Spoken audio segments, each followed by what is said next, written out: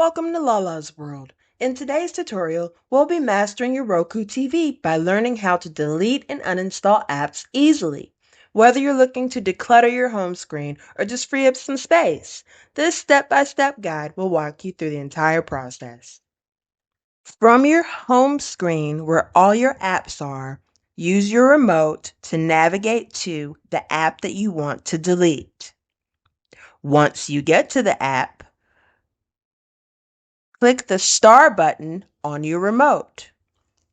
Scroll down until you see Remove App. Click Remove App by pressing OK.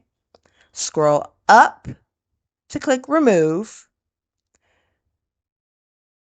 And that's it. Your app's removed. And as you can see, there's nothing left. The app is gone.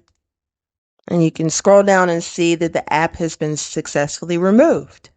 And there you have it. You've successfully learned how to delete and uninstall or remove apps from your Roku TV. If you found this tutorial helpful, don't forget to like, subscribe, and hit the bell icon for more great content from Lala's World. Thanks for watching.